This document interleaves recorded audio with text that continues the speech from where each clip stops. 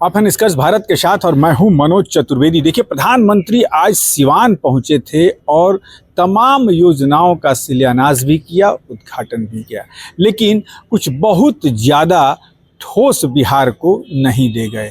पलायन पर कोई बात उन्होंने नहीं की, बिहार के बेरोजगारी पर कोई बात नहीं की, जिन चीनी मिलों के चीनी से बंद पड़ी चीनी मिलों के चीनी से चाय पीने वाले थे उसे खोलने की कहीं नहीं बात की, लेकिन फिर से झुनझुना, ट्रेन, ये सब दिखा के निश्चित तौर पर गए। ठोस प्रधानमंत्री आखिर क्यों नहीं दे रहे हैं? जनसुराज के सूत्रधार भी जानना ये चाहते हैं। मांग हो रही है पटना यूनिवर्सिटी को केंद्रीय विश्वविद्यालय का दर्जा देने का, वो मामला अटका पड़ा है, पलायन रोकने का, कल कारखाने लगाने का बिहार में, लेकिन ऐसा कुछ नहीं हो रहा है। मिल रहा है सब कुछ गुजरात को, और इसी पर बात करेंगे। हमारे साथ अमित पासवान हैं, कद्दावर नेता हैं जनसुराज के। स्वागत है सर। धन्यवाद। क्या कहिएगा, आज फिर आए 51 बार आज गए, सुबह एकदम 51 रुपया 51 बार शुभ मुहूर्त है, लेकिन दे कुछ नहीं है। देखिए, हमने कई बार कहा कि आदरणीय प्रधानमंत्री जी का जो यह दौरा है अंतिम दौरा नहीं है। यह जो है जनता का जो पैसा है बेफजूल खर्च करने का काम कर रहे हैं अपने यात्रा पर, और मैं समझता हूँ यह देश का प्रधानमंत्री नहीं बल्कि बीजेपी का प्रधानमंत्री है।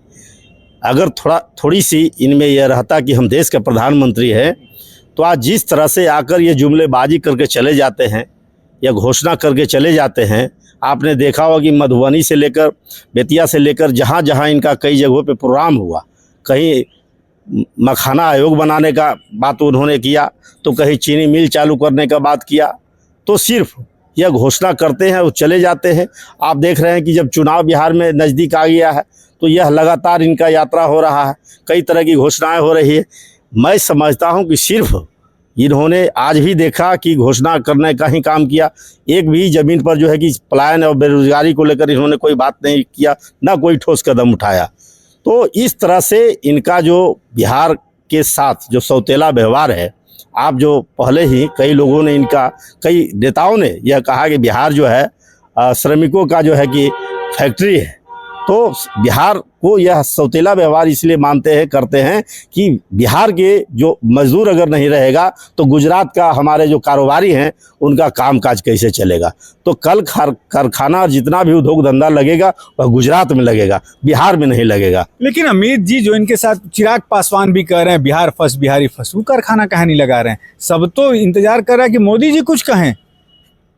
चुनाव सबको लड़ना है, चिराग पासवान कुछ नहीं कह रहे हैं, मंत्री हैं यहाँ पे, जितना मांझी मंत्री हैं कुछ नहीं कह रहे हैं। बिहार को तो सब ठग रहा है, बिहारियों को सब ठग रहा है।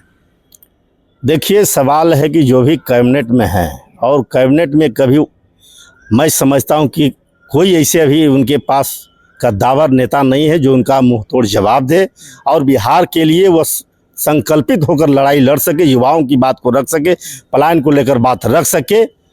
आज के डेट में मैं समझता हूं कि जिस तरह से आदरणीय प्रशांत किशोर जी ने पूरी सभा, आपने देखा होगा कि पूरे बिहार में जितनी सभा कर रहे हैं वह पलायन को लेकर, मजदूरों पर जो हो रहे शोषण अत्याचार को लेकर जितनी मुस्तैदी से बिहार के हित में बात रख रहे हैं, एक भी आपका जो कैबिनेट में मंत्री है वह अपनी बात को वहाँ नहीं रख पा रहे हैं। उनकी क्या मजबूरी है यह तो स्वयं जानते होंगे। कहीं ना कहीं मुझे लगता है नीतीश कुमार कहाँ झेल रहे हैं पीएम को? नीतीश कुमार हट जाए, बैसाखी खत्म, एक जुमलेबाजी करके आज भी चले गए हैं पीएम। देखिए, नीतीश कुमार जी तो वह स्वयं जो लग रहा है कि उनकी जो स्थिति है आज पहले के अपेक्षा नीतीश कुमार जी स्वयं अपने आप में वह उनका नेतृत्व क्षमता वह नहीं है कि वह सत्ता पे काबिज रह सकते हैं। नहीं किए हैं मंच से कुछ भी, बहुत सही बोले हैं सब। वो आप सही बात है, कहीं पे निगाहें, कहीं पे इशारा। आप देख रहे हो कि कहीं ना कहीं पहले के अपेक्षा वह सजग हैं, लोग उनके करीब में हैं, वह भी सजगता पे ध्यान दे रहे हैं, तो एक अलग बात है। लेकिन कहीं ना कहीं मैंने प्रशांत जी की बात का असर हुआ है कि मानसिक स्थिति करेंगे ना भाई, देखो हम ठीक ठाक हैं, हम हटने वाले नहीं हैं।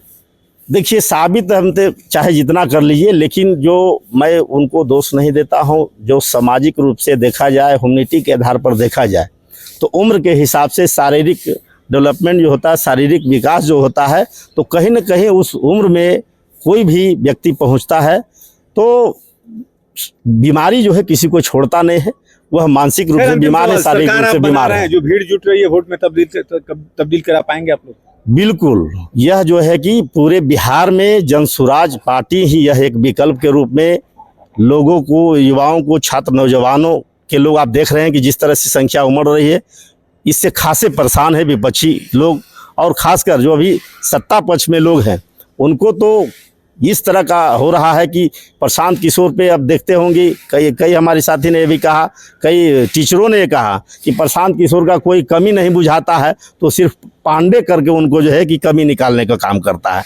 तो ये विपक्षी लोग और सत्ताधारी दल पांडे करके मैंने कि ब्राह्मण है, इस तरह से वह चाहते हैं कि कमजोर करे, जबकि उनको यह पता नहीं है कि यह जो जन सुराज पार्टी है, तो भारतीय जनता पार्टी हो या चाहे कांग्रेस पार्टी हो, राजद कांग्रेस की सरकार पार्टी हो, जिस तरह से जन सुराज पार्टी में सभी जाति धर्म संप्रदाय का समावेश है और सबका जो सामाजिक तौर पर जो सबका दायित्व सौंपा जा रहा है, उस तरह से आज तक किसी भी पार्टियां में दायित्व को नहीं सौंपा जाता है, बल्कि उनके साथ शोषण व अत्याचार किया जाता है।